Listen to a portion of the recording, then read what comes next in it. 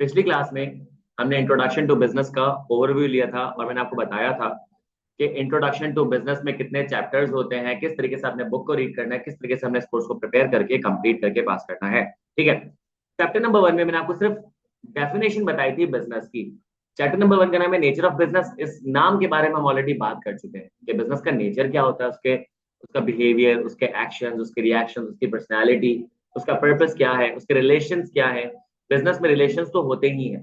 आप लोगों ने खुद ही मुझे पिछली क्लास में बताया था कि जो ऑर्गेनाइजेशन है उसमें बहुत सारे लोग बिजनेस के साथ कनेक्टेड होते हैं, जैसे कि suppliers, customers, government, local communities, सही लेंडर्स। तो ये सब क्या मिलके बनाते हैं, ये उसके रिलेशंस बना रहे होते हैं। Officially they are called stakeholders. Officially इनको क्या कहलाते हैं, वो कहलाते हैं स्टेक होल्डर्स, जिसको इंशाल्लाह इस चैप्टर में हम कवर करेंगे। इसमें हम पढ़ेंगे कि बिजनेस के अंदर प्रोडक्शन तो होती ही है। तो जो प्रोडक्शन होती है उसमें आपको कुछ फैक्टर्स रिक्वायर्ड होते हैं, कुछ एलिमेंट्स रिक्वायर्ड होते हैं, कुछ कंपोनेंट्स रिक्वायर्ड होते हैं। They are called factors of production. तो आज ये सारी चीजों को हम डिटेल में डिस्कस करेंगे। तो चैप्टर नंबर 1 को मैं 4 पार्ट्स में ब्रेक कर सकता हूँ। चैप्टर नंबर 1 को मैं 4 पार्ट्स में ब्रेक करूंगा। पार्ट नंबर 1 जो है उसका नाम है definition of business and related concept. सही है। पार्ट नंबर 1 में है जी, डेफिनेशन ऑफ बिजनेस और रिलेटेड कॉन्सेप्ट। चैप्टर नंबर 1 सही है, definition of business and related concepts. दूसरा पार्ट होगा पर्पस ऑफ अ बिजनेस। तीसरा पार्ट है फैक्टर्स ऑफ प्रोडक्शन। चौथा पार्ट है स्टेक होल्डर। ठीक है। आज कोशिश करके हम पार्ट नंबर 1 या 2 कवर करने की कोशिश करेंगे। डेफिनेशन हम ऑलरेडी डिस्कस कर चुके हैं नेचर ऑफ बिजनेस की। Business is an organisation that strives for profit by providing goods and services desired by its customers. सही है। ये डेफिनेशन तो आपको क्रिस्टल क्लियर समझ आ गई होगी। अब यहाँ पे कुछ इंपॉर्टेंट बातें हैं जो कि रिलेटेड कॉन्सेप्ट्स हैं, जो कि बेसिक कॉन्सेप्ट्स है बिजनेस से रिलेटेड। सबसे पहले आपके पास दूसरे पैराग्राफ में आप देखोगे तो लिखा हुआ है गुड्स। तीसरे पैराग्राफ में लिखा हुआ है सर्विसेज। गुड्स टेंजिबल आइटम होते हैं, सर्विसेज इनटेंजिबल आइटम्स होते हैं। गुड्स टेंजिबल आइटम्स होते हैं, सर्विसेज इनटेंजिबल आइटम्स होते हैं। Sir what is tangible, what is intangible? Tangibility का मतलब ये होता है कि जो कि फिजिकल फॉर्म में मौजूद हो, जिसको आप होल्ड, टच और स्टोर कर सको। सर्विसेज इनटेंजिबल होती है। इनटेंजिबिलिटी का मतलब ये होता है कि वो फिजिकल फॉर्म में मौजूद नहीं होता, आप उसको होल्ड, टच और स्टोर नहीं कर सकते। तो अगर आपसे कोई पूछे what's the difference between the two, आप कहोगे टेंजिबिलिटी का, कि goods are tangible, services are not. Goods can be held, touched and stored, services can not be held, touched और स्टोर्ड। सही है। अब यहाँ पे दोनों में कोई ना कोई तो फर्क होगा। द आंसर इज, दोनों में कोई ना कोई सिमिलैरिटीज तो होंगी। The answer is yes. लिखा हुआ है कि goods are tangible items that can be held, touch और स्टोर्ड, मैन्युफैक्चर्ड और ट्रेडेड। यहाँ पे आप गुड्स को मैन्युफैक्चर भी कर सकते हो और ट्रेड भी कर सकते हो। आप सर्विसेज को भी मैन्युफैक्चर कर सकते हो और ट्रेड कर सकते हो। इस चीज को समझो। देखो यहाँ पे आईक्यू स्कूल ऑफ फाइनेंस में आप हमसे सर्विस परचेज कर रहे हो, ठीक है, आपने हमको पैसे दिए, हम आपको सर्विसेज प्रोवाइड कर रहे हैं। तो yes, services can be traded. But services किस तरीके से मैन्युफैक्चर की जाती है, सर्विसेज को किस तरीके से प्रोड्यूस किया जाता है, सर्विसेज को किस तरीके से डेवलप किया जाता है। देखो इसमें सिंपल सी बात ये है कि आप गुड्स वही परचेज करोगे जो आप डिजायर करोगे।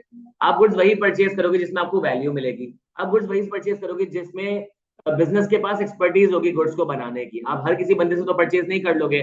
सिमिलरली सर्विसेज भी आप वहीं से एक्वायर करोगे जहां पे वो सर्विसेज डेवलप की गई हैं। भाई अगर तुमने कोई सीए की क्लास लेनी है तो तुम सीए के इंस्टीट्यूट में जाकर एडमिशन लोगे, ना कि किसी बीबीए के स्कूल में जाकर एडमिशन लोगे या फिर किसी भी इंटरमीडिएट के स्कूल में जाकर एडमिशन नहीं लोगे, क्योंकि तुम्हें पता है कि उनके पास वो सर्विसेज डेवलप नहीं हुई है, उन्होंने वो सर्विसेज अपने पास मैन्युफैक्चर नहीं किए, प्रोड्यूस नहीं किए। सिमिलरली अगर तुम लोगों ने हेयर कट करवाना होता है तो तुम हेयर सैलून जा रहे होते हो, सही है। तुम किसी जो है फर्नीचर की शॉप में नहीं चले जाते हो, सही है। क्यों? क्योंकि आपको पता है कि वहां पे आपको वो एक्सपर्ट्स मिलेंगे जिन्होंने अपने अंदर ये सर्विसेज डेवलप की है, अब वो आपको सर्विसेज रेंडर कर रहे होते हैं। तो दोनों में डिफरेंस क्या है? दोनों में डिफरेंस है टेंजिबिलिटी का। दोनों में सिमिलैरिटी क्या है कि दोनों मैन्युफैक्चर किए जाते हैं और दोनों को ट्रेड किया जा रहा होता है। ये बात समझ आ गई है? आगे आपके पास लिखा है बिजनेस ऑल्सो सेल और serve to other customers, sorry, business also sell and serve to organisation. क्या क्या बात हो रही है? तो बात हो रही है बी टू बी की।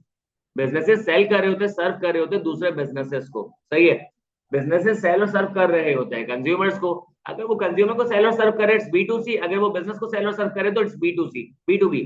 इसके बारे में हमने कल काफी डिटेल में बात की थी, राइट। क्या ऐसा हो सकता है कि कंज्यूमर सेल और सर्व कर रहा हो बिजनेस को, या कंज्यूमर सेल और सर्व कर रहा हो कंज्यूमर को? हो सकता है ऐसा? जी हो सकता है।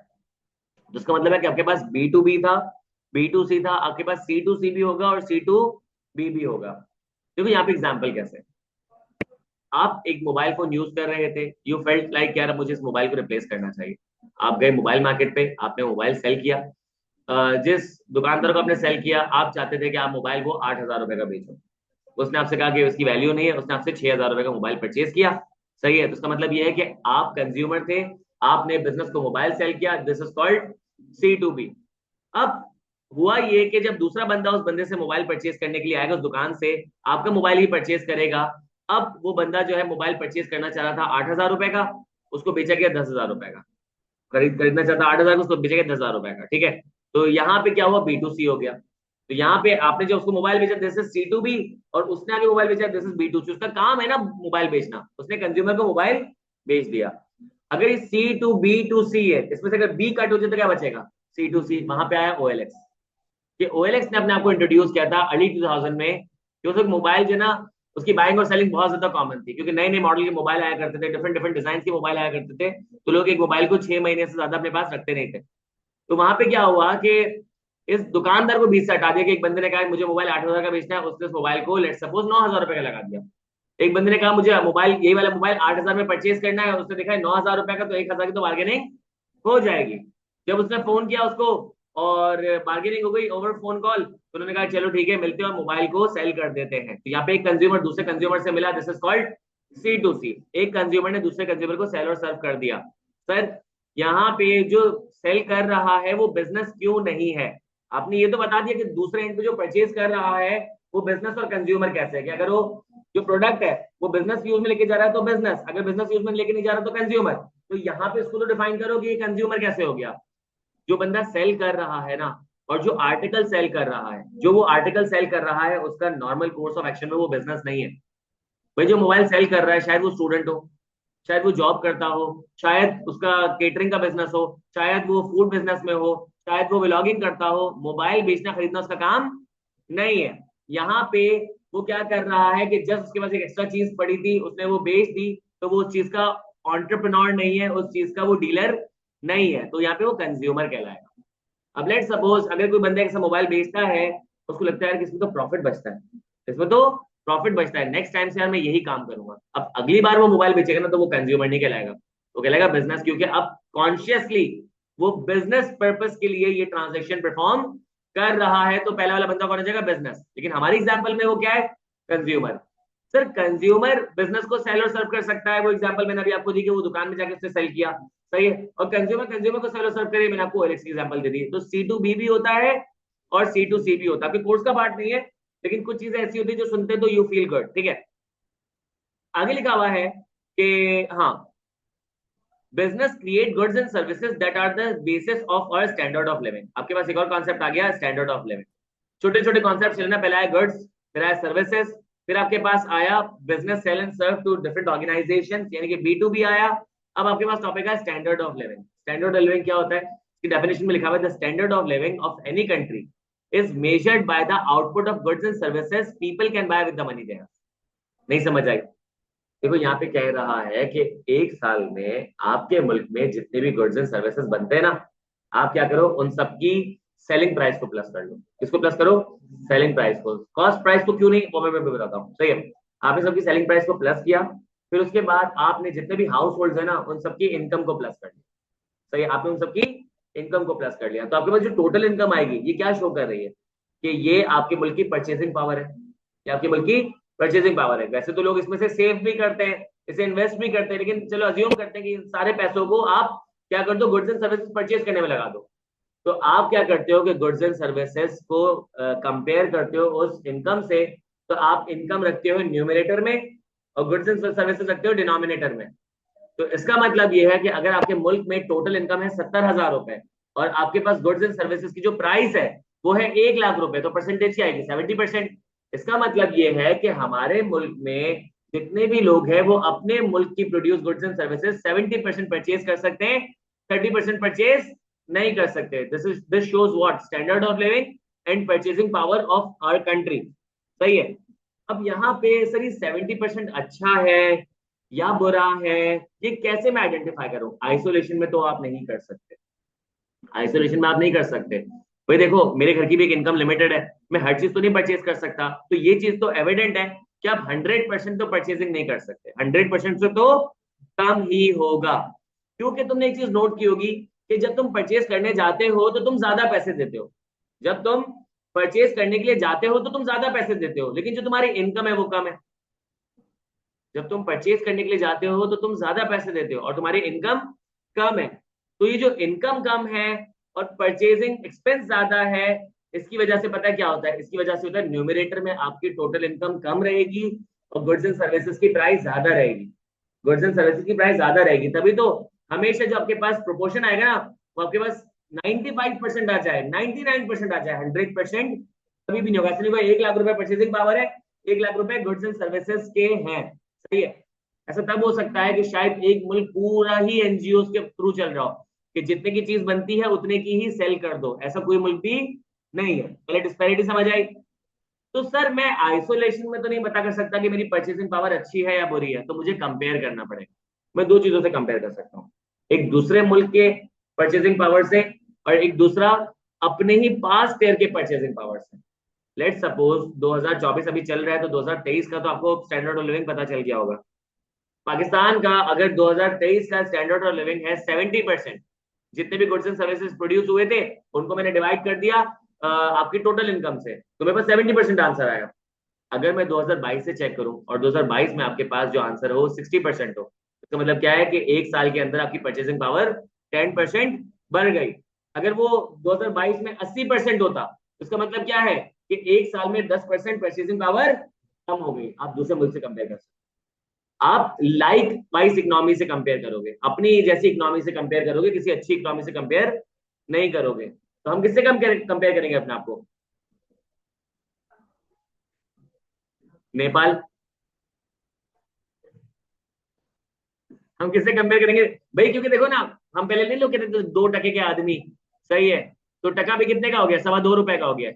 तो वो आप बांग्लादेश वाले बोलते होंगे 2 पाकिस्तानी रुपीस के आदमी, सही है, तो वो हमारी बेइज्जती करते होंगे। तो इसका मतलब ये है कि हम नेपाल के अगर स्टैंडर्ड लिविंग से अपने आपको कंपेयर करें, तो अगर 2023 में हमारा स्टैंडर्ड लिविंग 70% था और नेपाल का 75% था, तो इसका मतलब क्या है कि उन लोगों की परचेसिंग पावर हमसे 5% ज्यादा है। तो आप ऐसे कंपेयर कर सकते हो, सही है। डन, बात समझ आ गई है?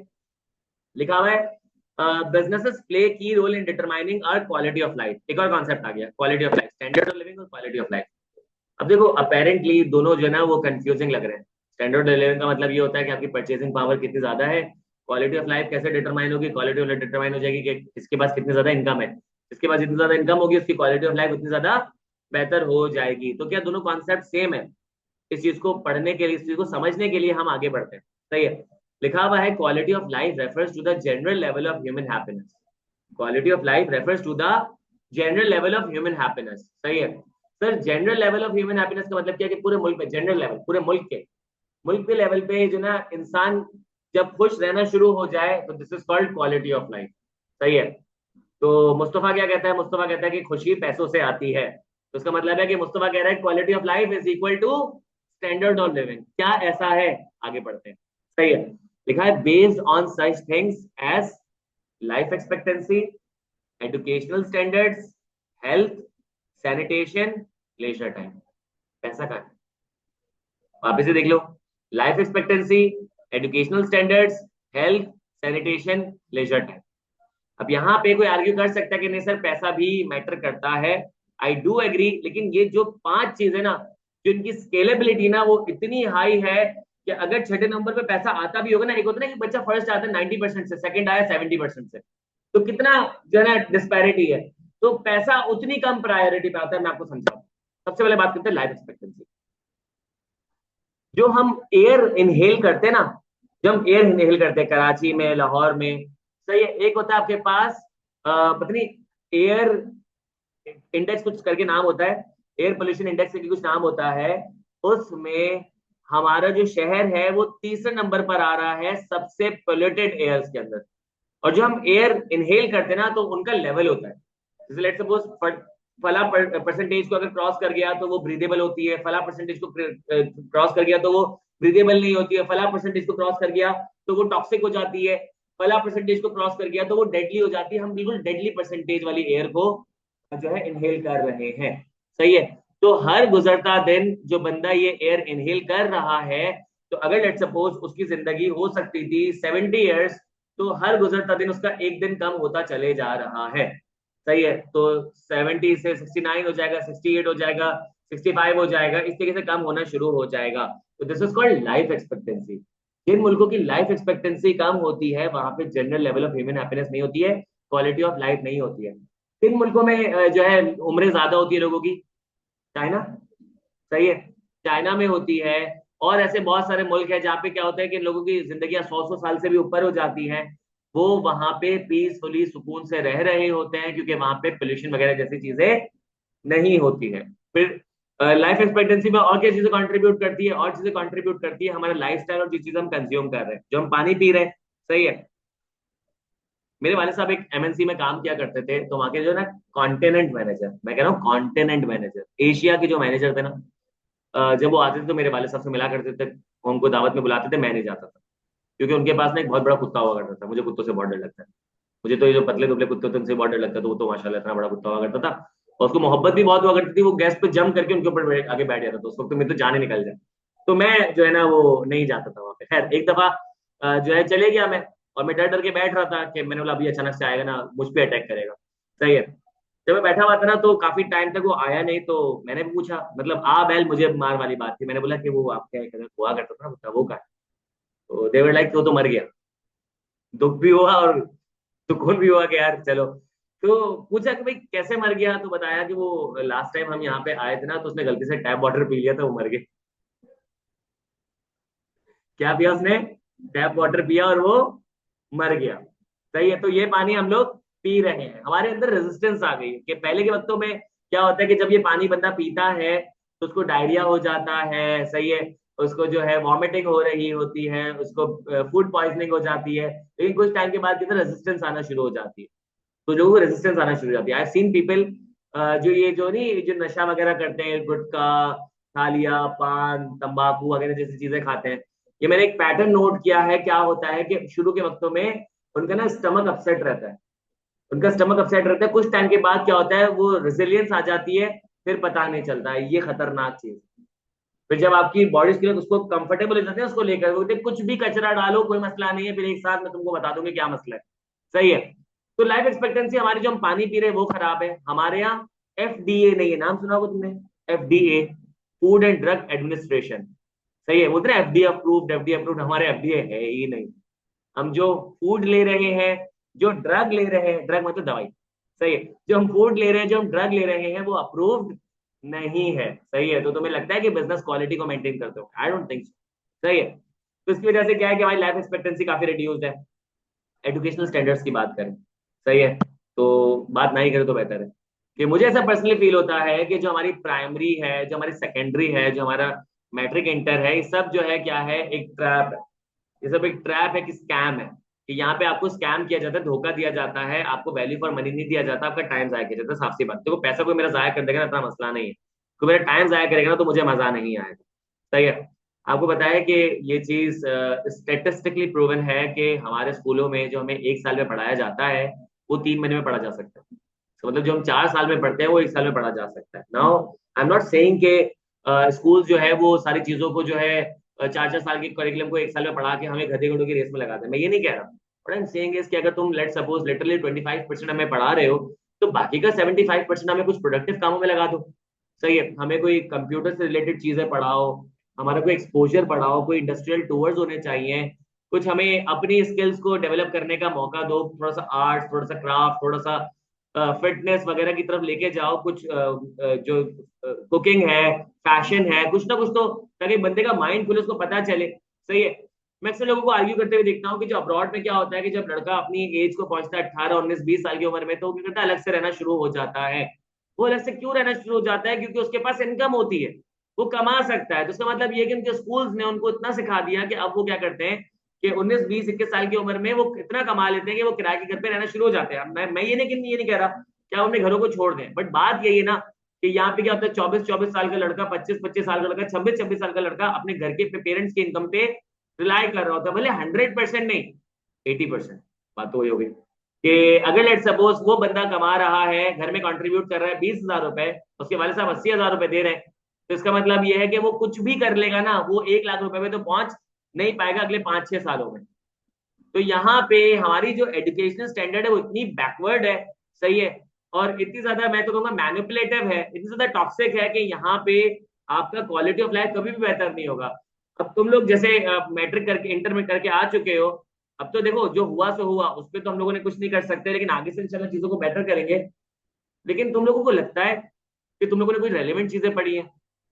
भाई एक कोर्स हुआ करता था सोशल स्टडीज, मुझे तो आज तो उसका मतलब ही समझ नहीं आया, मकसद ही समझ नहीं आया। पता नहीं कौन कौन से किंग हुआ करते थे, कौन कौन से जो है वो चीजें हुआ करती थी कि अब तक मुझे समझ नहीं आया कि उसका पर्पस क्या है, क्यों पढ़ाते थे, क्या फायदा हुआ मुझे, ये मुझे समझ नहीं आता। लेकिन क्या है कि लोगों ने पढ़ा है और सिर्फ टाइम जाया किया है अपना, ठीक है। तो यहाँ पे ये मसला है। और दूसरा ये है कि आपके पास बहुत सारे कोर्सेज ऐसे थे कि जिसको आप नहीं भी पढ़ते, उसकी जगह अब आप कुछ और पढ़ लेते, आपको फायदा हो जाता। भाई लैंग्वेजेस है ना, तो जैसे लैंग्वेजेस है आपके पास, उसकी कोई सिग्निफिकेंस ही नहीं है।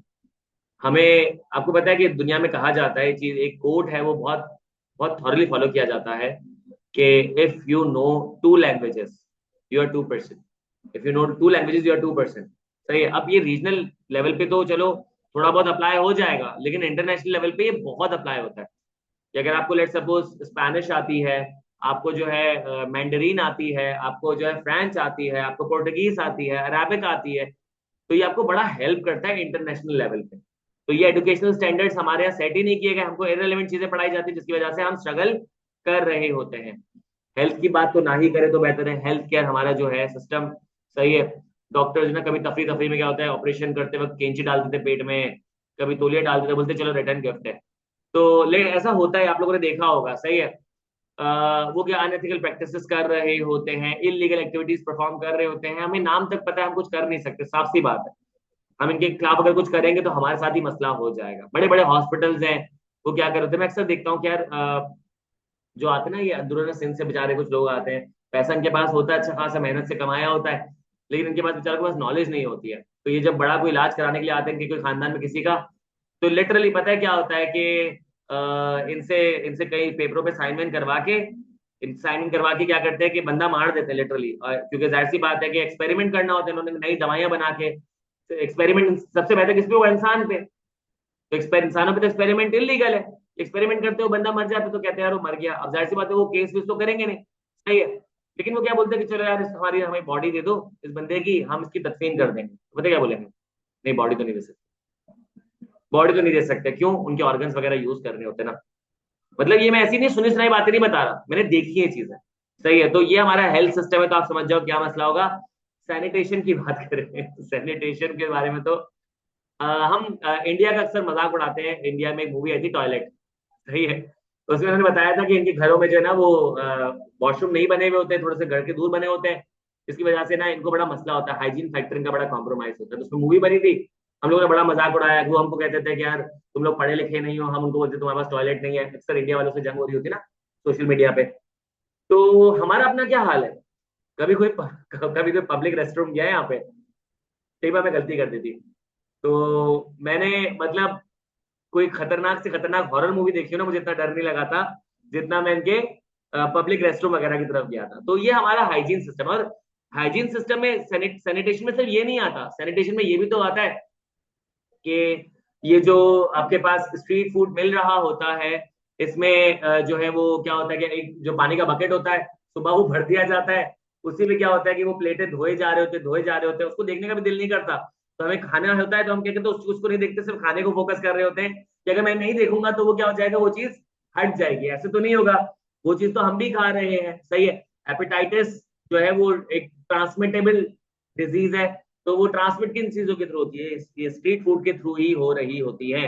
लास्ट है लेजर टाइम, लेजर का मतलब होता है फरागत, लेजर टाइम का मतलब फारिग वक्त, वो तो हमें वैसे ही नहीं मिलता, सही है।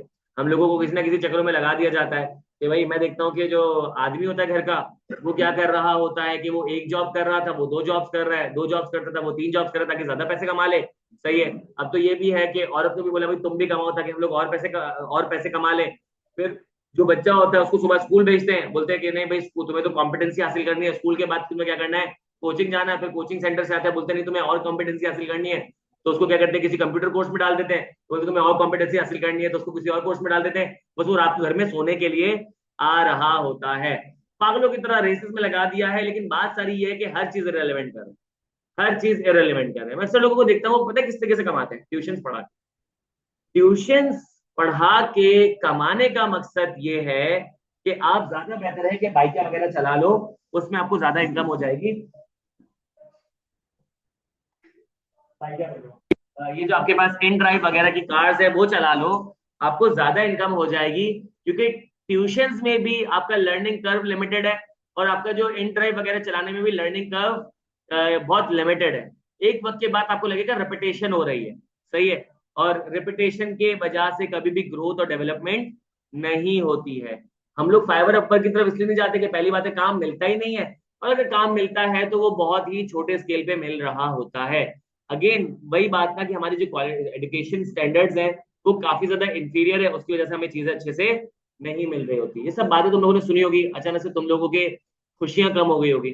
ये तो पढ़ रहे हैं general level of human happiness, कि हम लोग जो है वो सुकून में होते ही नहीं है, हम सेटिस्फाइड होते नहीं, हम खुश होते नहीं, कंटेंट होते नहीं है। रीजन बीइंग कि यहाँ पे हमारी जो क्वालिटी ऑफ लाइफ है काफी इंफीरियर हो चुकी है। अब पता है यूएस में क्या होता है, यूएस में ये होता है कि जो भी शहर में रहने वाले लोग होते हैं ना, वो क्या करते हैं कि बहुत सारी इनकम जमा करते हैं, बहुत सारे पैसे जमा करते हैं, और अपने मिड फोर्टीज में क्या करते हैं, वो शहर छोड़ के वो जो ना विलेजेस में चले जाते हैं, टाउन्स में चले जाते हैं, और वहां पे जिंदगी गुजारते हैं। वहां पे एक पूरा जो ना फार्म खरीद लेते हैं, उसमें एक बड़ा सा बान होता है, उसमें जो ना गाय मुर्गियां सारे जानवर वगैरह रख लेते हैं, और उनका एक अच्छा छोटा सा घर होता है, छोटा सा जिसको मैं छोटा सा कह रहा हूँ, हमारे तो बंगला जैसा वो घर होता है, सही है। वहां पे उन्होंने एक पेट भी रखा होता है, और वो सुकून से अपना ही जो है ना एग्रीकल्चरल एक्टिविटीज परफॉर्म करके अपना खाना ग्रो करते हैं। वही छोटी मार्केट होती है, वहां पे सेल भी कर कर आ जाते हैं, सुकून से जिंदगी गुजारते हैं। संडेज को तो उनकी पिकनिक भी होती है। तो उनकी लाइफ एक्सपेक्टेंसी भी ज्यादा है, सही है, उनके एजुकेशनल स्टैंडर्ड्स भी बहुत अच्छे हैं, फ्रेश एयर ब्रीथ कर रहे हैं, अच्छा खा रहे हैं, हेल्थ भी उनकी अच्छी है, सैनिटेशन का मसला नहीं है, और लेजर टाइम तो उनके पास बहुत है कि वो क्या कर रहे होते हैं, सुकून से अपना जो है शाम को फ्री हो जाते हैं, उसके बाद जो भी उन्होंने करना होता है डाइन आउट वगैरह वो कर रहे होते हैं। तो ये था क्वालिटी ऑफ लाइफ, समझ आ गया। तो सर अब सवाल ये उठता है कि जो क्वालिटी ऑफ लाइफ और स्टैंडर्ड ऑफ लिविंग है ये कौन प्रोवाइड करेगा, ये एमसीक्यू पूछा जा सकता है। स्टैंडर्ड ऑफ लिविंग प्रोवाइड करना काम है बिजनेसेस का, स्टैंडर्ड ऑफ लिविंग काम प्रोवाइड करना काम है बिजनेसेस का। तुम लोगों ने अभी इकोनॉमिक्स पढ़ना शुरू किया होगा, अभी हुई इकोनॉमिक्स की क्लास। इकोनॉमिक्स इकोनॉमिक्स वैसे किसने पढ़ा, आप में से किसने पढ़ा है पहले, इंटरमीडिएट वगैरह में नहीं पढ़ा। मैक्रो इकोनॉमिक्स का कॉन्सेप्ट है circular flow of income. Circular flow of income मतलब जो इनकम का फ्लो है ना वो सर्कुलर है, वो राउंड में होता है। इसको समझने के लिए आपको ये समझना पड़ेगा कि आपके पास इकोनॉमी में दो प्लेयर्स हैं, वैसे तो चार है, मैं दो की बात करूंगा। एक आपके पास है बिजनेसेस, और एक आपके पास है हाउस होल्ड। एक है बिजनेसेस, एक है हाउस होल्ड। अब देखो बिजनेस क्या करेगा, business goods and services produce करेगा, किसके लिए, हाउस होल्ड के लिए। Businesses goods and services house hold को सेल करेगा, तो बदले में हाउस होल्ड क्या करेगा, उनको पेमेंट करेगी। तो पैसे यहां से निकल के बिजनेसेस के पास गए, ठीक है, गुड्स एंड सर्विसेज प्रोड्यूस की, और यहाँ पे इन्होंने क्या किया कि उस गुड्स एंड सर्विसेज के पैसे दिए, इनकम आए, ठीक है। इनके पास कैसे इनकम आती है, ये बिजनेसेस इन हाउस होल्ड्स को क्या करते हैं, जॉब अपॉर्चुनिटीज देते हैं, इनकी चीजों को रेंट पे यूज करते हैं, सही है, इनके पैसे को अपने पास इन्वेस्ट करते हैं, सही है। तो यहां से सारी सर्विसेज ले रहे हैं, तो हाउस होल्ड को बदले में क्या मिलता है, सैलरी, प्रॉफिट्स, इंटरेस्ट और रेंट। भाई अगर हाउस होल्ड ने बिजनेस में 1 करोड़ रुपए इन्वेस्ट किया तो उनको इंटरेस्ट नहीं मिलेगा, बिल्कुल मिलेगा। तो इंटरेस्ट आ रहा है। ये जो हाउस होल्ड है बिजनेसेस में जॉब करने के लिए जा रहे, सैलरी नहीं मिलेगी, सैलरी मिलेगी। अगर इन्होंने अपनी कोई प्रॉपर्टी रेंट पे दे दी तो रेंट नहीं मिलेगा, सही है। अगर लेट सपोज इन्होंने एज अ एंटरप्रेन्योर पैसे इन्वेस्ट की तो प्रॉफिट नहीं मिलेगा, तो इनको मिलती है इनकम इससे, बिजनेसेस से, और बिजनेस को मिलती है इनकम इससे। तो this called circular flow of income, सही है। तो यहाँ पे स्टैंडर्ड ऑफ लिविंग कैसे बेहतर होगा, जब बिजनेसेस ज्यादा गुड्स एंड सर्विसेज प्रोड्यूस करेगी तो हाउस होल्ड ज्यादा गुड्स एंड सर्विसेज परचेज करेंगे। जब बिजनेस को ज्यादा प्रॉफिट होगा तो बिजनेस एक्सपेंड करेंगे, तो ये यहां से ज्यादा चीजें रेंट पे लेंगे, ज्यादा जो है कैपिटल लेंगे इंटरेस्ट पे करने के लिए, तो यहाँ पे इनकी इनकम बढ़ेगी। तो उसका मतलब स्टैंडर्ड ऑफ लिविंग इंक्रीज करना है, तो फिर बिजनेसेस ने अपने गुड्स एंड सर्विसेज को इंक्रीज करना है। यहाँ पे बात लिखिए, business create goods and services that are the basis of a standard organisation. ये तभी पहली लाइन में से बोल के निकल गया था, अब समझ आई बात। अच्छा, क्वालिटी ऑफ लाइफ डिलीवर करना किसका काम है? वो तीन चीजों का, तीन प्लेयर्स का काम है। एक आपके पास है बिजनेसेस, एक आपके पास है नॉन गवर्नमेंटल ऑर्गेनाइजेशन, और एक आपके पास है government. Government, non government organisation, और आपके पास है बिजनेसेस। अब सर बिजनेसेस तो समझ आ गया कि बिजनेसेस अगर लोगों को अच्छी सैलरी देंगे तो वो क्या करेंगे कि वो अपने बच्चों को अच्छे स्कूल्स में भेजेंगे, अच्छे कोर्सेज वगैरह कराएंगे। सही है, तो उसकी वजह से क्या होगा, उनका एजुकेशनल स्टैंडर्ड बेहतर हो जाएगा। सही है, अच्छी सैलरी देगा अगर बिजनेसेस, तो वो अच्छे हॉस्पिटल वगैरह में अपने ट्रीटमेंट वगैरह करा सकते हैं, हेल्थ बेहतर हो जाएगी। ऐसी बात है कि उनके पास ज्यादा पैसे होंगे तो अपनी सैनिटेशन पे काम कर सकते हैं। सही है, और लेजर टाइम उनके पास होगा, जाहिर सी बात इतनी इनकम होगी कि वो 2 महीने की छुट्टी लेके टूर वगैरह पे जाके अपना माइंड रिलीव कर सकते हैं। ठीक है, गवर्नमेंट कैसे कंट्रीब्यूट करेगी? अब मैंने फिर कहा था कि ये मत समझना कि जो हम दुनिया में रह रहे हैं ना उसको देखते हुए ये मत पढ़ना बिजनेस। आइडियल सिचुएशन में अच्छी गवर्नमेंट होगी तो अच्छे पब्लिक पार्क बने होंगे, अच्छे गवर्नमेंट स्कूल्स होंगे, अच्छे गवर्नमेंट कॉलेजेस होंगे, तो यहाँ पे एजुकेशन या अच्छे हॉस्पिटल्स होंगे गवर्नमेंट, तो वहां पे आपको ट्रीटमेंट भी मिल रही है, आपको जो है पढ़ाई का मौका भी मिल रहा है, हेल्थ और फिटनेस के लिए चीजें मिली हुई है, पब्लिक रेस्ट रूम साफ बने हुए हैं, उसका मतलब है क्वालिटी ऑफ लाइफ तो आपकी बेहतर हो जाएगी। ऐसा ही है। ठीक है, आपको पता है कुछ मुल्कों में जो स्कूलिंग होती है ना, बच्चे प्रेफर करते हैं प्राइवेट स्कूल में ना जाए। बच्चे प्रेफर करते हैं प्राइवेट स्कूल में ना जाएं क्योंकि गवर्नमेंट स्कूल में उनके पास बहुत सारी फैसिलिटीज होती है। वो प्राइवेट कॉलेज की तरफ तो चले जाते हैं, लेकिन बेसिक एजुकेशन वो क्या करते हैं, गवर्नमेंट स्कूल से हासिल करते हैं। उनकी गवर्नमेंट स्कूल, तुमने स्कूल कॉलेज मूवीज वगैरह में तुमने देखे होंगे, बड़े बड़े स्कूल्स होते हैं। उनके कैफेटेरिया जाके तुम देखो, इतने बड़े बड़े कैफेटेरियाज होते हैं वहां पे। अब होता है वहां पे लंच भी मिलता है बच्चों को, और लंच की भी पोर्शन बने हुए होते हैं। एक पोर्शन जो है आपके पास मीट का होगा, एक पोर्शन आपके पास वेजिटेबल का होगा, एक पोर्शन आपके पास डेयरी का होगा, एक पोर्शन आपके पास जूसेस का होगा। सर हमें तो दाल चावल भी ना मिलते। सही है, अब वो बताया कि उनके उनको ये बताने के लिए कि कुछ चीजें ना आपके डाइजेशन सिस्टम को अच्छा करती है, तो उनके पोर्शन में उनको चीज का क्यूब भी मिलता है। सही है, उनको चीज का क्यूब भी मिलता है। हम लोग को तो अलग से क्या नाम है, चीज बर्गर मंगाते तो वहां जाके कोई चीज वगैरह खाने को मिलती है, वरना चीज जैसी चीजें हमको कहाँ मिलेगी। सही है, तो वहां पे ये सारी चीजें मिल रही होती है। आपको पता है कि हेल्थ वगैरह के लिए वहां पे ये होता है कि अगर आपने जनरल चीजें करनी है ना, तो जनरल चीजों के लिए वो फ्री ऑफ कॉस्ट है। जैसे जनरल मेडिसिन, जैसे ओवर द काउंटर ड्रग्स होती है ना, जैसे आपके पास ये पैराडॉल हो गई या इस तरीके की चीज हो गई, फ्री ऑफ कॉस्ट है उन लोगों के लिए। महीने का एक उनके पास वो होता है, बजट होता है कि लेट सपोज एक बंदे पे एक स्ट्रिप पर मंथ, इस तरीके से। सही है, तो उनको वो वहां से अवेल कर लेते हैं। ठीक है, और जो बेसिक आपके पास टेस्ट होते हैं जैसे एक्सरे वगैरह, वो उनके लिए फ्री ऑफ कॉस्ट है। सही है, बेसिक आपके पास अगर आपने कोई एडमिट होना है कुछ दिनों के लिए कुछ जगहों पे, तो वो फ्री ऑफ कॉस्ट है। तो उस वजह से हेल्थ वगैरह प्रमोट हो रही होती है। तो गवर्नमेंट हो गया, बिजनेस समझ आ गया, एनजीओ। हाँ, पाकिस्तान में एनजीओ थोड़ा दिखावे के लिए अच्छा काम कर रही है कि मुझे इसी तरीके से आते, जब मैं आईटी स्कूल ऑफ फाइनेंस से, जब मैं प्रिंसिपलशिप की पोजीशन पे था यहाँ पे, तो मैं तकरीबन बिल्कुल इस तारीख के यहाँ से निकला करता था रमजानों में। तो रास्ते में ना, ये पुराना वाला जो मैकडोनल्ड्स है ना, वहाँ पे दस्तरखान लगा होता था जीटीसी का। सही है, तो वहां पे जो ना वो अच्छे अच्छे जो ना उसकी चीजों की खुशबू आती थी, तो दिल करता था कि यहीं पे जाके आप क्या कर लो, इफ्तारी कर लो। माय पॉइंट इज कि यहाँ पे एनजीओ लोगों को अच्छे से अच्छा खिला रही है, अच्छे से अच्छा लोगों को राशन दे रही है। ये जो आपके पास सैलानी का, ये जो आईटी के कोर्सेज चल रहे हैं, या एक और एनजीओ में नाम भूल रहा हूँ उसका जिसका बनो काबिल प्रोग्राम है, जमात इस्लामी वालों का, अल खिदमत, अल खिदमत वालों का बनो काबिल है। तो ये बहुत अच्छा कर रहे हैं सैलानी वाले या अल खिदमत वाले। इनके कोर्सेज बहुत जबरदस्त बेहतरीन कोर्सेज है, और इन कोर्स की फीस क्या है, 1000 पर मंथ, 500 पर मंथ। अगर वो भी अफोर्ड नहीं कर सकते तो एप्लीकेशन तो फ्री में भी हो जाएगा। तो सोचो कि ये लोग ज्यादा बेहतर कर रहे हैं। तो हमारे यहाँ जो थोड़ी बहुत क्वालिटी ऑफ लाइफ है ना, ये इन लोगों की वजह से है। अदरवाइज गवर्नमेंट और बिजनेसेस ने तो कसम खा ली है कि हमें सीधा सीधा दफन करके ही छोड़ेंगे। आगे बढ़ जाए, क्वालिटी ऑफ लाइफ समझ आ गया। अब अगला टॉपिक आपके पास आ रहा है प्रॉफिटेबिलिटी। सर प्रॉफिटेबिलिटी को मेजर करने का फॉर्मूला क्या है? सिंपल है, आप सेलिंग प्राइस में से क्या माइनस कर दो, कॉस्ट प्राइस माइनस कर दो, तो आपके पास क्या आ जाएगा, प्रॉफिट आ जाएगा। अगर सेलिंग प्राइस ज्यादा है तो, अगर सेलिंग प्राइस कॉस्ट प्राइस से कम है तो लॉस हो जाएगा, और अगर दोनों बराबर है तो कहलाता है ब्रेक इवन।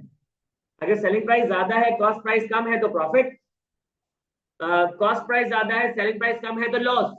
अगर selling price is equal to cost price is equal to break even, शून्य, अंडा, जीरो। सही हो गया, ये तो सिंपल है सर। तो ये टॉपिक क्यों पढ़ाया अब बता। देखो, एक दुकान पे एक चीज मिल रही थी, एक बंदा उसके पास आया, उसने कहा कि यार ये कितने की है? उसने बोला यार कि ये तो 100 रुपए की है। उसने बोला अरे भाई बराबर में 90 रुपए की मिल रही है। बराबर में गया, उसने 90 रुपए की चीज परचेज कर ली और घर चले गए। दुकान वाले ने बोला कि यार मैं काम करता हूँ, मैं भी 90 की बेचना शुरू कर देता हूँ। अब 90 की कैसे बेचूं? उसकी जो कॉस्ट आ रही थी 70 रुपए आ रही थी और 100 की चीज बेचता था। उसने बोला प्रॉफिट 30 रुपए का मेंटेन करना है, तो मैं क्या करता हूँ, सेलिंग प्राइस को 90 कर देता हूँ और कॉस्ट प्राइस को 60 कर देता हूँ, लेकिन थोड़ी सी क्वालिटी इंफीरियर कर लेता हूँ, क्योंकि लोग तो प्राइस की तरफ जाते हैं। उसने क्या किया, अगले दिन 90 रुपए की चीज लगाई। बंदा आया, बोला कितने की है? बोला 90 रुपए की। बोला अबे भाई 90 की इससे बेहतर तो वहां मिल रही है, तो मैं वहां से परचेज कर लूंगा। फिर बंदा वहां चले गया, जाके घर चले गया। दुकान वाले बोला यार इसका मतलब लोगों को क्वालिटी भी चाहिए होती है। उसने क्या किया कि अगली बार जो अपनी कॉस्ट ज्यादा कर दी, 80 रुपए कर दी, 80 रुपए की कॉस्ट कर दी और उसने बहुत बेहतरीन प्रोडक्ट बना दिया। उसने बोला कॉस्ट को वेरीफाई कर जस्टिफाई करते हुए मेरी प्रॉफिट भी होना चाहिए। तो उसने क्या किया कि उसने जो सेलिंग प्राइस है उसको कर दिया 110 रुपए। बंदा आया, उसने कितने का है? तो बोला 110 रुपए का। बोला ये चीज तो यहाँ पे 90 रुपए की मिली। उसने रुको रुको रुको, क्वालिटी तो देखो, वो वाली क्वालिटी वहां थोड़ी मिलेगी। पता क्या बोलेगा? बोलेगा तुम्हारी क्वालिटी बहुत अच्छी, लेकिन मुझे इतनी अच्छी क्वालिटी नहीं चाहिए, मैं बराबर वाले सिल दूंगा। पे चले गए। यहाँ क्या समझ आया? यहाँ ये समझ आया कि यहाँ पे आपने अपनी जो टारगेटेड मार्केट है ना, उनके बाइंग बिहेवियर को देखना है। मुझे एक बात बताओ, ये जो आपके पास डिफेंस में जो आपके पास मॉल्स होते हैं, या चलो मॉल्स भी नहीं, जो उनके सुपर स्टोर्स होते हैं या डिपार्टमेंटल स्टोर्स होते हैं, वहां पे जो चीजें मिल रही होंगी, वो क्या आपको जो किसी छोटे एरिया में या किसी बैकवर्ड एरिया के डिपार्टमेंटल स्टोर में मिलेगी?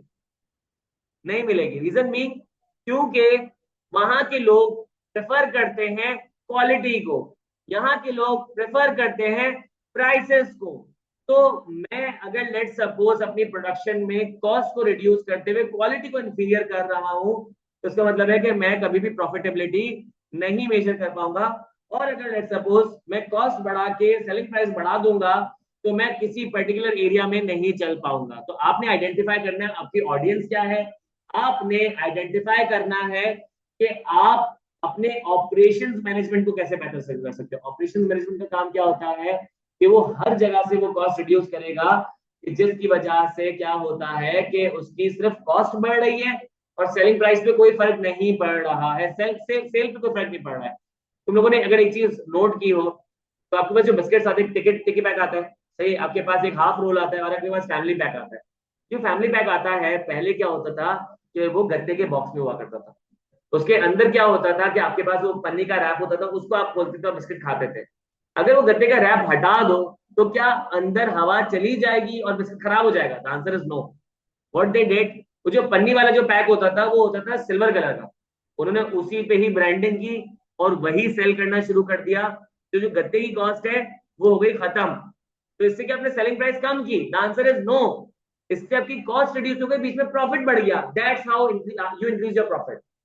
कि पहले पैकेजिंग पे काम होता था, पहले पैकेजिंग पे काम होता था, तो कस्टमर अप्रिशिएट करता था पैकेजिंग को। अब के लोग बोलते यार इतनी पैकेजिंग की लिए, कुछ पैकेजिंग कम कर देते तो हमारी थोड़ी सी कॉस्ट सेव हो जाती। और हम क्या पढ़ रहे हैं? इंट्रोडक्शन टू बिजनेस पढ़ रहे हैं, इंट्रोडक्शन टू कस्टमर नहीं पढ़ रहे। जो भी कॉस्ट रिड्यूस होती है उसकी वजह से सेलिंग प्राइस कम नहीं होती, उसकी वजह से सेलिंग प्राइस कम नहीं होती। That's how increase your profit. और ये सब चैप्टर नंबर 1 में नहीं पढ़ेंगे, जब अगले 10 चैप्टर में पढ़ेंगे कि किस तरीके से हमने अपनी कॉस्ट को मेंटेन करना है और सेलिंग प्राइस को कंपैटिटिव रखना है। ठीक है, बात समझ आ गई है? सही है। अब आपके पास लास्ट चीज लिखी जा रही है कि रिस्क का प्रॉफिट के साथ क्या रिलेशन है। रिस्क का प्रॉफिट के साथ डायरेक्ट रिलेशन है। रिस्क का प्रॉफिट के साथ डायरेक्ट रिलेशन है, पॉजिटिव रिलेशन है। इसका मतलब है कि the higher the risk, the higher the profits are. Sir बेहतरीन, अभी जाके बिजनेस में करो। The higher the risk, the higher the profits और लॉसेज आर। जितना ज्यादा रिस्क होगा उतने ही प्रॉफिट के चांसेस है, उतने ही लॉसेस के चांसेस। अब इससे मैं तुम्हें ना एक बात करने जा रहा हूं, जरा गौर से सुनिएगा। मुसलमानों की दुनिया में क्या तादाद होगी? 1/3 होगी। 1/3 होगी ना? सही है, स्टैटिस्टिकली 1/3 ही है, थोड़ी बहुत 19-20 होगी। इसका मतलब है कि अगर आपके पास 8 बिलियन की पॉपुलेशन है, 8 बिलियन लोगों की पॉपुलेशन है, तो 8 बिलियन में से तकरीबन कोई 2.67 बिलियन तो मुसलमान है। 2.67 बिलियन मुसलमान है, सही है। लेकिन तुमने एक चीज नोट की होगी कि जो मेजोरिटी है 2/3 वो बिजनेस ज्यादा कर रही है, वो बिजनेस ज्यादा कर रही है। सर आप कहना क्या चाहते हैं? मैं कहना ये चाहता हूँ कि जो बाकी की पॉपुलेशन है उनका तो इंटरेस्ट से कोई झगड़ा नहीं है। ये तो हम मुसलमान है ना, हमारा फर्म बिलीव है कि इंटरेस्ट हराम है, इंटरेस्ट हराम है, इसमें कोई दो राय नहीं है। तो नॉन मुस्लिम सबको तो कोई मसला नहीं है, कोई टेंशन नहीं हो, कहते कोई मसला नहीं है, इंटरेस्ट कमा लो। Why don't they go for interest, why do they go for businesses? Risk की वजह से।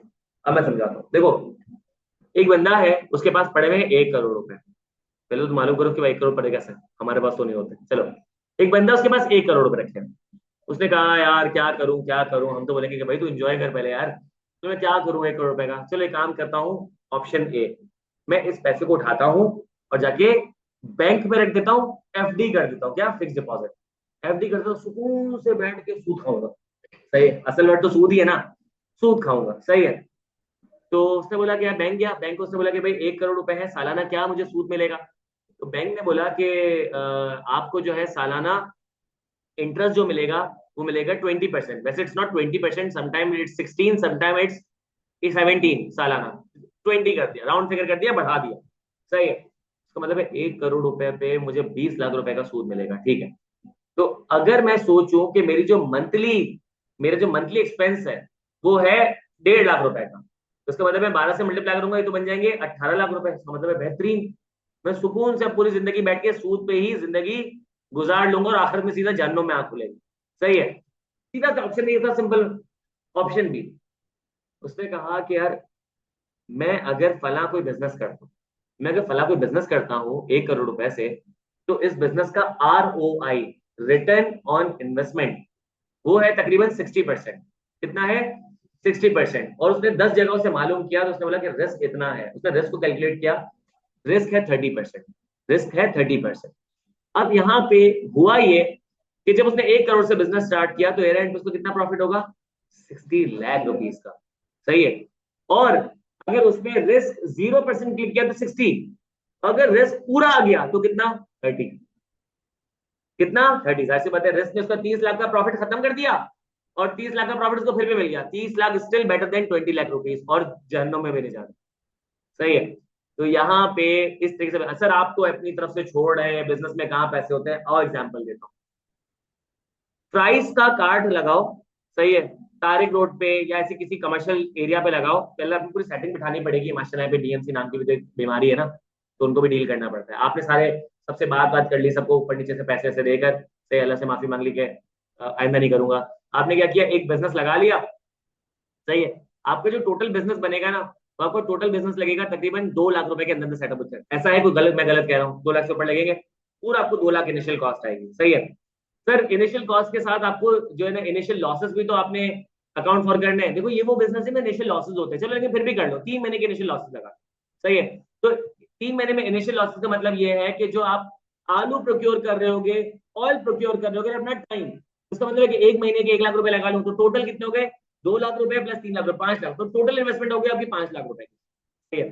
5 लाख रुपए की इन्वेस्टमेंट होगी ना, फिर जब आपके पास रेवेन्यू आना शुरू होगा ना, तो किसी से भी जाके पूछ लो, किसी से भी जाके पूछ लो कि अगर खुद बैठोगे तो पर मंथ आपका प्रॉफिट होगा 1.5 लाख रुपए का, कोई बंदा बैठाओगे तो पर मंथ प्रॉफिट होगा 1 लाख रुपए का। सर 50 लाख की सैलरी दूंगा? नहीं, 30 की वो सैलरी लेगा, 20, सही है। तो इसका मतलब ये है कि 1 लाख रुपए।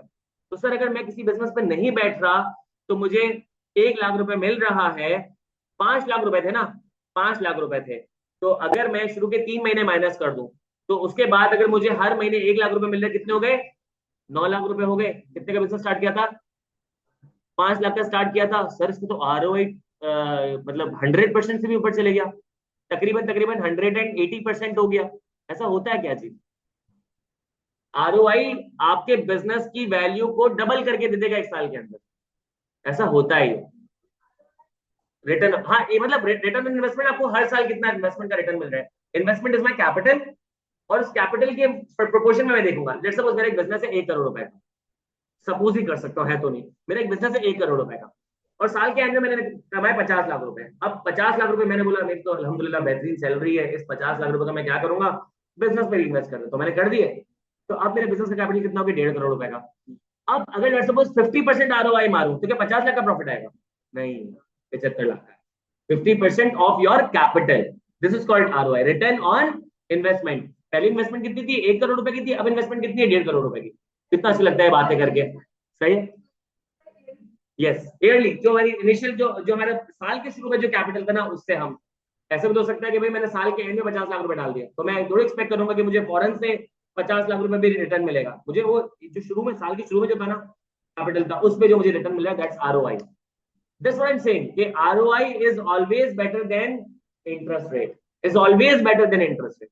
चाहे आप उसमें जो है वो रिस्क का भी एलिमेंट डाल दो, सही है। अच्छा, रिस्क की कैलकुलेशन भी मैटर करती है। एक बंदा अपने बिजनेस पे जा ही नहीं रहा, एक बंदा कस्टमर को वो दे ही नहीं रहा कि जो वो चाहते हैं, सही है।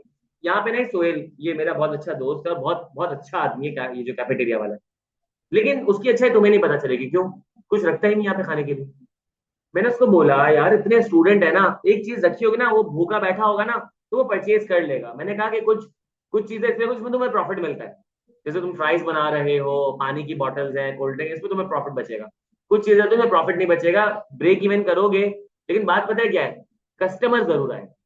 जैसे कि आप अल्लाह से 4 बिरयानी की थैलियां ले आए, सही है, आपने उसको कॉस्ट टू कॉस्ट बेच दिया। बच्चा बोलेगा यार कि खास तौर पर जो लड़कियां, उनके पास कोई बाइक वगैरह होती नहीं है, सही है, तो वो बोलेंगे कि यार वहां तक चल के जाने में धूप वगैरह लगेगी, तो ज्यादा बेहतर है यहीं से बिरयानी लेके खा लो, ठीक है। तो अगर लेट्स से वो 150 की बिरयानी लेकर आता है, 150 की बेच दे, वो बच्ची साथ में पानी की बोतल तो ले लेगी, कोल्ड ड्रिंक तो ले लेगी। लेकिन क्या है कि नेक्स्ट टाइम क्या होगा कि आपकी कैफेटेरिया में लोग आएंगे, मैंने बोला बराबर में बेकरी है, कुछ पेटीज कुछ, तो वो नहीं रख रहा। तो मुझे एक बात बताओ, फिर मैं बोलूँ क्या मेरे तो बिजनेस नहीं चल रहा, रिस्क बहुत ज्यादा था। रिस्क ज्यादा नहीं था, आपने रिस्क को कैलकुलेट ही नहीं किया था। समटाइम्स हम रिस्क बढ़ा देते हैं अपने खुद की हरकतों की वजह से। मैं बात कर रहा हूँ वो रिस्क जो एक्सटर्नल है, मैं उसकी बात कर रहा हूँ, वो रिस्क जो एक्सटर्नल है, इन्फ्लेशन आ गई, कोई मसले आ गए, कोई कोई नेचुरल कैलेमिटीज आ गई, मैं उस रिस्क की बात कर रहा हूँ। मैं सो रहा हूँ, मैं बोल रहा हूँ यार कि बिजनेस का रिस्क तो 2000% था, अभी 2000% इसलिए तो बिजनेस खोल ही नहीं रहा था। Getting my point? तो ये चीज है, तो रिस्क ज्यादा होता है तो रिवॉर्ड ज्यादा होता है, और रिवॉर्ड के साथ साथ आपके पास जो है वो लॉसेस के चांसेस भी ज्यादा बढ़ जाते हैं। लेकिन अगर आपने इंटरनल फैक्टर्स को कंट्रोल कर लिया ना, तो आपको बिजनेस में फायदा ही होता है। हाँ, एफडी नहीं होता ना, वो आप इस्लामिक बैंक जाओगे ना, तो वहां आपको बोलेंगे कि आप हमें अपने पैसे दे दें, इंशाल्लाह आपको मुनाफा होगा 20%। और जब आप कन्वेंशनल बैंक जाओगे तो बोलेंगे आप हमें अपने पैसे दे दें, आपको इंटरेस्ट मिलेगा 20%। बस इंशाल्लाह लगा दिया और मुनाफा कह दिया, सूद को मुनाफा कह दिया, सही है। तो ऐसे तो मैं बहुत सारी चीजों को बहुत सारी चीजें कह के कर सकता हूँ, लेकिन वो फिर मसला हो जाएगा, ठीक है। तो खैर, आई होप आपको ये बातें समझ आ गई, सही है। ये हम लोगों ने अपने बेसिक कॉन्सेप्ट कंप्लीट कर लिए। तो क्या सर हम अपना पार्ट 2 शुरू करेंगे? द आंसर इज यस, लेकिन सिर्फ शुरू करके मैं इसको छोड़ दूंगा, कंटिन्यू करेंगे अगली क्लास में, सही है। इतनी पेस सही है, ज्यादा तो नहीं जा रही है, ज्यादा स्लो तो नहीं हो रहा मैं, ये मत बोलना ज्यादा स्लो हो रहा हूँ, क्योंकि मैं जब तेज हो जाऊंगा तो बड़ा मसला होगा, ठीक है। अच्छा खैर, purpose of a business, business का पर्पस क्या है बताओ? टू अर्न प्रॉफिट, चलो very good, to earn profit, चलो और कोई? टू अर्न प्रॉफिट, सब एग्री करते हैं बिजनेस का पर्पस है प्रॉफिट अर्न करना, सही है। बिजनेस का पर्पस होता है प्रॉफिट अर्न करना, इसमें तो कोई दो राय नहीं है।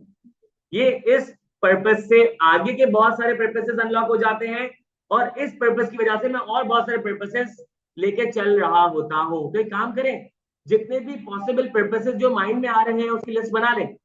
लेकिन मैं लिखवा रहा हूं, purposes of a business, ultimate यही है, टू अर्न प्रॉफिट्स, ठीक है, नंबर 1, ठीक है।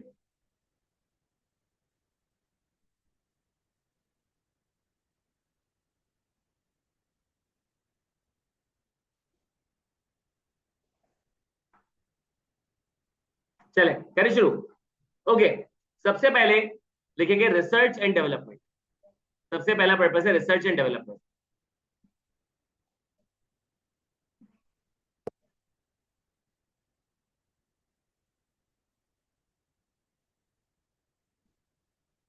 ठीक है। सबसे पहला पर्पस है रिसर्च एंड डेवलपमेंट। ये जो आपके पास बिजनेसेस होते हैं ना, सही है, ये कॉम्पिटिशन्स में चल रहे होते हैं।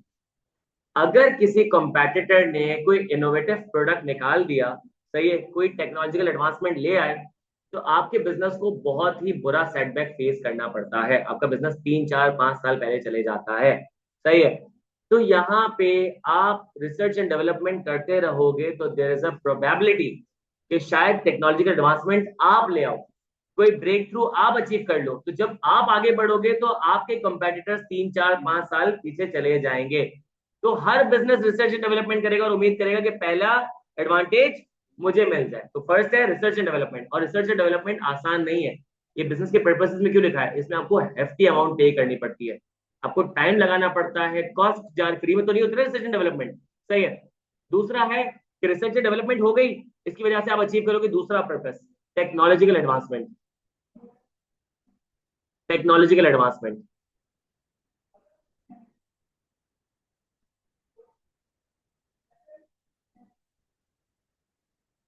सही है।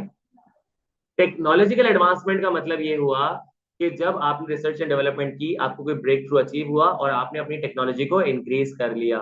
ऐसी तो आए थे ये 4G 5G वगैरह जैसी चीजें आ रही हैं, आपके पास आर्टिफिशियल इंटेलिजेंस बिजनेस इंटेलिजेंस जैसी चीजें आपके पास आ रही है। ठीक है। तो आपको जब टेक्नोलॉजिकल एडवांसमेंट आई तो उसकी वजह से क्या होगा, एक और पर्पस अचीव होगा, आपके पास एफिशिएंसी आएगी और इफेक्टिवनेस आएगी। अगला क्या है, एफिशिएंसी एंड इफेक्टिवनेस।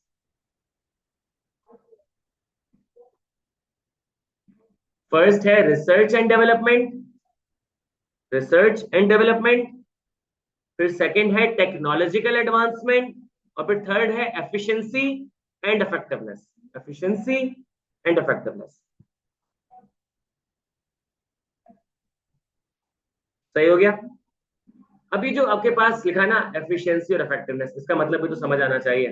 देखो, इनकी डेफिनेशन मैं आपको दे दूंगा, अभी डेफिनेशन पे फोकस नहीं करो, इसका मतलब समझने की कोशिश कर। एफिशिएंसी का मतलब क्या होता है, एफिशिएंसी का मतलब ये होता है मैं कोई भी काम कर रहा हूँ और मैं चाहता हूँ कि वो काम जल्द से जल्द हो जाए, कम से कम कॉस्ट के साथ हो, कम से कम एफर्ट्स के साथ हो। तो अगर मैं किसी काम को जल्द से जल्द, कम से कम कॉस्ट और कम से कम एफर्ट्स के साथ करना शुरू हो जाऊं, तो इसका मतलब है कि मेरे काम में एफिशिएंसी आ गई है। तो efficiency is a capability, using efficiency you can reduce time cost and efforts in your task.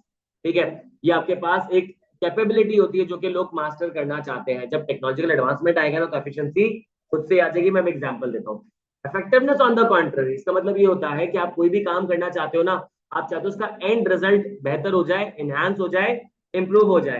कि लेट सपोज अगर मैं कोई टेस्ट दे रहा हूँ, उसमें 80% मार्क्स आ रहे हैं, तो मैं कोशिश करूंगा अगली बार मैं टेस्ट दूं तो मेरे पास 85 या 80 से ऊपर ही हो, 81 हो, 89 हो, 90 हो, ज्यादा ही हो। फिर जब अगली बार परफॉर्म करूंगा तो मैं चाहूंगा कि जो भी रिजल्ट है उससे मजीद बेहतर करूं। ठीक है। हर बंदा ऐसी स्ट्राइक में होता है। तो यहाँ पे इफेक्टिवनेस का मतलब ये होता है कि जो आपका आउटकम है वो इनहांस्ड हो। यानी कि किसी उलट बात करूं तो इसका मतलब ये है कि आपके पास मार्जिन ऑफ एरर रिड्यूस हो जाए। मैं कोई भी काम करता हूं, मैं कहता हूं कि मैं 70% सही एक्यूरेसी के साथ काम कर लेता हूं, तो 30% क्या मार्जिन ऑफ एरर, 30% तो मेरा मार्जिन ऑफ एरर तो रहता ही है। सही है। तो मार्जिन ऑफ एरर को रिड्यूस करना या आपके काम की एक्यूरेसी को बढ़ा देना इज कॉल्ड इफेक्टिवनेस। अब देखो इसकी एग्जांपल समझो। लेट सपोज आपके पास एक मशीन थी जो कि गुड्स प्रोड्यूस करती थी, होता है ना मशीन होती है जिसमें आपके पास जो ना प्रोडक्ट्स बनते हुए निकल रहे होते हैं। तो एक मशीन थी जिसको एक दिन पूरा चलाओ तो वो 100 यूनिट बना के देती थी। कितने, 100 यूनिट बना के देती थी। और 100 यूनिट में से तकरीबन 20 जो है ना वो डिफेक्टिव पीस निकलते थे, क्योंकि जैसे मतलब पुरानी मशीन थी, उसकी वजह से कोई अंदर प्रोडक्ट टूट जाता होगा, आगे पीछे हो जाता होगा, तो ऑन एवरेज 20 खराब होते थे। तो उसकी एफिशिएंसी भी नहीं थी और उसकी इफेक्टिवनेस का भी यही था कि इसका 20% इसमें मार्जिन ऑफ एरर था। टेक्नोलॉजिकल एडवांसमेंट आई थी रिसर्च एंड डेवलपमेंट से, आपने नई मशीन बना दी या नई मशीन परचेज करके ले आए। अब क्या होगा, जो नई मशीन थी वो फास्ट होगी, स्मूथ होगी, तब 100 की जगह वो 200 यूनिट बना रही है, तो एफिशिएंसी बढ़ गई। फिर एफिशिएंसी बढ़ गई कि अब टाइम कम लग रहा है, आधा टाइम लग रहा है। सही है। और दूसरा कॉस्ट सेव हो जाएगी। कॉस्ट सेव कैसे होगी, उसी इलेक्ट्रिसिटी में अब डबल काम हो रहा है। वो जो लेबर एक दिन के अगर लेट सपोज 100 रुपए चार्ज किया करता था, तो एक यूनिट पे उसका 1 रुपया लगता था। अब वो 100 रुपए चार्ज कर रहा है तो एक यूनिट पे 0.5 लगेंगे, 200 यूनिट बने ना, कॉस्ट रिड्यूस हो गई, एफर्ट रिड्यूस हो गई। पहले होता था कि पुरानी मशीन है ना, कोई ना कोई लेबर को खड़ा रहना पड़ता था कि अगर कोई चीज आगे पीछे हो तो फौरन से मशीन को बंद कर दे कि यार वो चीजें खराब ना हो जाए। अब यहाँ पे ऐसा कोई बंदा खड़े करने की जरूरत है, एफर्ट्स कम हो गई, एफिशिएंसी आ गई। इफेक्टिवनेस कैसे आएगी, इफेक्टिवनेस ऐसे आएगी कि जो आप 200 यूनिट बना रहे थे ना, अगर पुरानी इफेक्टिवनेस की बात करूं तो आपके पास 40 प्रोडक्ट्स डिफेक्टिव होने चाहिए थे, अब आपके पास 4 हो रहे हैं। तो इसका मतलब ये है कि आप 98% इफेक्टिवनेस पे चले गए हो और आपका मार्जिन ऑफ एरर रिड्यूस हो गया 20% से 2%, वो हाँ 2% पे। तो इसका मतलब ये है कि आपके अंदर इफेक्टिवनेस आ चुकी है। अगला आपके पास होगा क्वालिटी एंड क्वांटिटी। अगला जो आपके पास पर्पस है वो है क्वालिटी और क्वांटिटी। Quality and quantity.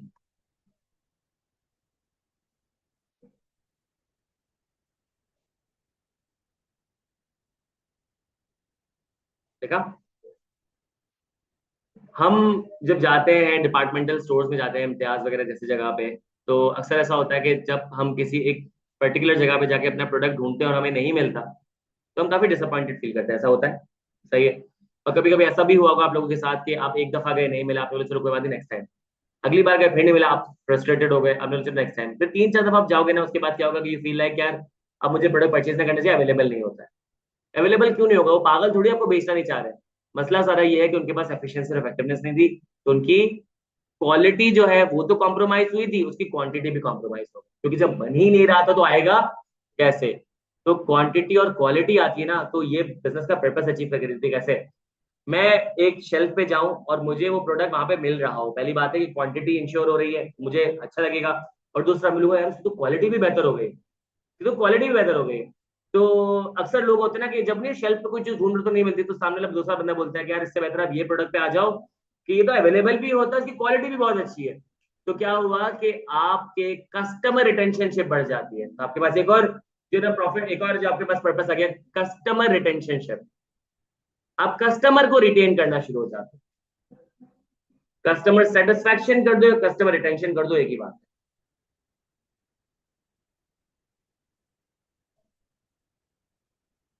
देखा, जब कस्टमर रिटेन होता है ना, तो क्या होता है कि पहली बात कि देखो, जब तुमने एफिशिएंसी और इफेक्टिवनेस हासिल की थी, तो ये तो बात बगैर कहीं समझे जाती है कि आपकी कॉस्ट रिड्यूस हुई होगी। भाई कॉस्ट रिड्यूस हुई तभी तो एफिशिएंसी आई थी। कॉस्ट रिड्यूस हो गई है, अब आपने क्वालिटी इंक्रीज कर ली है, तो कॉस्ट को रिड्यूस करने की वजह से आपने जो सेलिंग प्राइस तो मेंटेन की हुई थी। लेट सपोज अगर आप एक आर्टिकल बनाते थे 60 रुपए का, 50 का बना रहे हो, आप 100 का ही बेच रहे हो, तो 100 का ही बेच रहे हो। आपके पास पर यूनिट प्रॉफिट बढ़ गया, इंक्रीज हो गया, 50 रुपए हो गया। अब ज्यादा कस्टमर परचेज करेंगे, वो करेंगे जो पहले परचेज कर रहे थे, और अपने वर्ड ऑफ माउथ से और कस्टमर लेकर आएंगे, तो आपके पास क्वांटिटी में भी प्रॉफिट बढ़ जाएगा। पर यूनिट प्रॉफिट बढ़ा, क्वांटिटी में प्रॉफिट बढ़ा। तो ये वो पर्पस है जो तुम लोगों ने बताया था, प्रॉफिट मैक्सिमाइजेशन। अगला अगला पर्पस आ गया प्रॉफिट मैक्सिमाइजेशन। यही तो वो पर्पस है जो तुम लोगों ने मुझे शुरू में कहा था, to earn profits, to maximise profits. अब सेंस बन रहा है कि कहां से मैक्सिमाइजेशन ऑफ प्रॉफिट पे पहुंचे। हो गया। इसके बाद मैंने कहा था कि कुछ पर्पसेस ऐसे होते हैं जो कि आपके प्रॉफिट से पहले के होते हैं, ये सारे थे, कुछ बाद के होते हैं। जब तुम प्रॉफिट मैक्सिमाइज करोगे, तो तुम्हारा दिल नहीं करेगा कि यार मैं प्रॉफिट को मजीद मैक्सिमाइज करूं। प्रॉफिट को मजीद कैसे मैक्सिमाइज किया जाता है? आप अपने बिजनेस को एक्सपेंड करते हो। कि पहले लेट सपोज अगर मैं कराची में ऑपरेट कर रहा था, मुझे इतने प्रॉफिट्स हो रहे हैं, तो क्यों ना मैं कराची के बाहर भी अपने बिजनेस को निकालूं। Business maximisation, value maximisation. अगला लास्ट पर्पस है वैल्यू मैक्सिमाइजेशन। अभी जो हम ये जो मजाक उड़ा रहे थे कबाब जी, कुछ टाइम पहले इतनी ब्रांचेस खोल रहा था कि लोग कह रहे थे कि भाई चांद पे भी उन्होंने प्लॉट परचेज कर लिया और वहां पे भी जो है ये अपनी ब्रांच खोलेंगे। तो ये क्या शो कर रहा है? This shows value maximisation. फिर कुछ आपके पास जो है ना पर्पसेस ऐसे जो कि साइड बाय साइड चलो, जैसे वर्टिकल पर्पसेस है ना, किसके साथ इसके अलावा पर्पसेस नहीं हो सकते? हो सकते हैं। मैं आपको सारे पर्पसेस लिखवा भी नहीं सकता, मैं आपको एक जेनरिक सोच बता रहा हूँ कि इस तरीके से बिजनेस सोचते हैं। एक साइड का मैं पर्पस बता रहा हूँ, ये तो वर्टिकली चल रहा था ना। एक साइड का पर्पस जो कि प्रॉफिट को हेल्प करता है, वो होता है कि आप प्रोडक्ट सेल करते हो एथिकल मैनर में। You do your business ethically. सही है, ये आपको लिखना नहीं है। You do your business ethically. अगर कोई बिजनेस एथिकल चल रहा होता है ना, लोग अप्रिशिएट करते हैं। लोग अप्रिशिएट करते हैं, फिर लोग परचेज करते हैं। लोग परचेज करते हैं, फिर और कस्टमर को बताते हैं, फिर वो परचेज करते, तो क्या बढ़ता है? प्रॉफिट। ये आपके पास वर्टिकल, आपके पास पर्पसेस थे। तो आपके पास सॉरी हॉरिजॉन्टल थे। आपके पास हॉरिजॉन्टल पर्पसेस होते हैं, वर्टिकल पर्पसेस होते हैं। कुछ आपको डायरेक्टली हेल्प कर रहे होते हैं प्रॉफिट में, कुछ इनडायरेक्टली हेल्प कर रहे होते हैं। लेकिन पॉइंट क्या है? प्रॉफिट। पॉइंट क्या है? प्रॉफिट। जब आपका वैल्यू मैक्सिमाइज होगा, तो वैल्यू मैक्सिमाइजेशन के बाद क्या होगा? Profit maximisation. प्रॉफिट मैक्सिमाइजेशन होगा तो वैल्यू मैक्सिमाइजेशन। वैल्यू मैक्सिमाइजेशन होगी तो वो तो चलता ही रहेगा ना। भाई जब मेरा बिजनेस बढ़ जाएगा तो मैं प्रॉफिट ज्यादा कमाऊंगा, प्रॉफिट ज्यादा कमाऊंगा तो बिजनेस बड़ा करूंगा, बिजनेस बड़ा करूंगा तो, और वो फिर रील चलती चली जाएगी। काश ऐसा हो जाए। ठीक है, with this I conclude my class. हमारा पार्ट 1 कंप्लीट हो चुका है, पार्ट 2 हमने शुरू कर दिया है, ठीक है। पार्ट 2 में भी मैं पूरी क्लास एक चाहिए होगी, ठीक है। पार्ट 2 हो जाएगा, उसके बाद पार्ट 3 एक क्लास में हमारा कंप्लीट हो जाएगा। कुछ चैप्टर्स ऐसे हैं जिसमें आपको कंप्लीट करते करते 5 घंटे भी लगेंगे, कुछ चैप्टर्स ऐसे हैं जिसको कंप्लीट करने में आपको 1.5 घंटा भी लगेगा। तो हम लोग इस कोर्स को सेफली कंप्लीट करेंगे 30 घंटे के ब्रैकेट में। 30 घंटे में हमारे कोर्स कंप्लीट होगा, 10 घंटे की हमारी प्रैक्टिस होगी, एडिशनल प्रैक्टिस क्वेश्चंस की 40 घंटे हो जाएंगे। उसके बाद जितना हमारे पास टाइम बचेगा उसमें हम जितना चाहे रिवाइज कर सकते हैं। फायदा है, ठीक है। तो आज की क्लास को कॉल ऑफ करते हैं। आई होप आपको समझ आई हो। कोई भी सवाल वगैरह तो पूछ लें ऑनलाइन स्टूडेंट्स, यहाँ पे किसी का कोई भी सवाल हो जो भी अपने रीड जरूर कीजिएगा, ठीक है। अब आप लोगों को मैं कह देता हूँ कि ये जो पर्पस ऑफ अ बिजनेस है ना, यहाँ से लेके पेज नंबर 2 में लिखा है ना ये वाला पैराग्राफ, यहाँ से लेके आप लोग ना यहाँ तक रीड कर लो। ये लिखा है ना vision statement, mission and vision statement. This can be done by the creation of mission and vision statement. यहाँ तक आप लोगों ने इसको कल रीड मतलब अगली क्लास में रीड कर कर आना है, क्योंकि फिर मैं आपको जब इंशाल्लाह ये लेके चलूंगा ना तो इसमें बहुत सारे छोटे छोटे जो कॉन्सेप्ट्स हैं तो आपको आसानी हो जाएगी, ठीक है। ऑनलाइन स्टूडेंट का कोई सवाल है, हम बुक कौन सी यूज करेंगे? आप लोग स्टडी टेक्स्ट यूज करोगे? आप लोगों को ग्रुप में स्टडी टेक्स्ट किसी ने भेजी है ना, मैं आपको सारी स्टडी टेक्स्ट सारे एडिशनल प्रैक्टिस क्वेश्चन पीआरसी 1 से लेके 5 तक के भेज देता हूँ, सेव कर लेना। वरना क्या होता है हम वो भूल जाते बोलते हैं बाद में यहीं से रेफर कर लेंगे, उतने मैसेजेस चलते हैं वो फिर आगे पीछे निकल जाते हैं। तो पहले अपने पास डाउनलोड करके एडिशनल प्रैक्टिस क्वेश्चन 5 सब्जेक्ट के भेज दूंगा, मॉडल पेपर 5 सब्जेक्ट के भेज दूंगा, और आपको ये जो स्टडी टेक्स्ट है 5 सब्जेक्ट के भेज दूंगा, सही है। इसके अलावा अक्सर लोग क्या कोशिश करते हैं कि दूसरे टीचर्स के असाइनमेंट वगैरह भी जाने की कोशिश करते हैं। टीचर जितना भी मना कर ले, बच्चा तो बच्चा है, तो मैं खुद ही भेज दूंगा तुम लोगों को। जितने भी पीआरसी 1 से लेकर 5 तक के जितने भी दूसरे टीचर्स के असाइनमेंट है ना, अगर तुम पढ़ने वाले हो और तुम्हें पढ़ना है एक्स्ट्रा तो who am I to stop you. लेकिन मुझे पता है लोग क्या करते हैं, उसको सिर्फ शो पीस बना के अपने पास सजा के रख लेते हैं। तो इफ यू फील लाइक तो कर लेना, कोई मसला नहीं है, ठीक है। चलो मिलते हैं इंशाल्लाह अगली क्लास में, ख्याल रखिएगा। अल्लाह हाफिज, ठीक है। थैंक यू सो मच सादी, थैंक यू सो मच।